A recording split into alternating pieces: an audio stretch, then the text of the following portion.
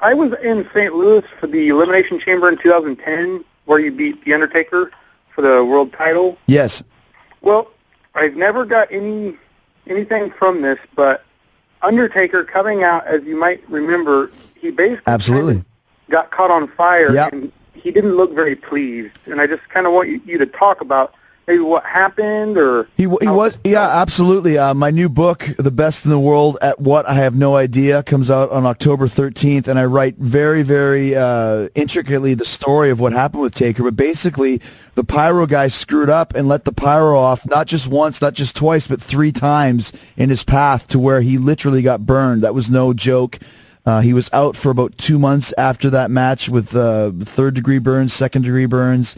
And he had to stand in that pod, if you remember. He was the last one to get released out of the pod of the Elimination Chamber for about 20 minutes, just burning. You know how bad it is when you burn your finger on a match.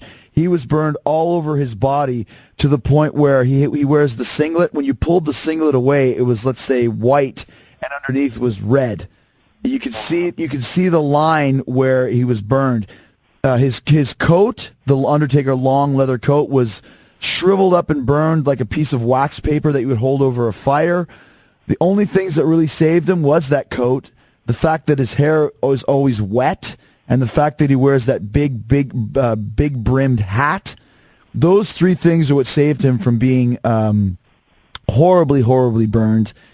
We worked the match. I beat him for the title. I went to the back. He was already in the trainer's room having a one-on-one conversation with Vince McMahon. I remember to this day he said, I don't want any excuses. I don't want any apologies. I don't ever want to see the pyro guy again, because if I do, I'm going to kill him. And Vince was like, I got it. And that guy was escorted out of the building, and we never saw him again. So oh my, there you go. The Undertaker, definitely the toughest man I've ever seen to go through that, because, dude, I was in the pod and had a direct bird's eye view of him walking onto the stage and the pyro engulfing him in flame. Just like you heard that story about Metallica when James Hetfield got engulfed in flame. I saw it, not just twice, but 3 times. Wow, that's crazy.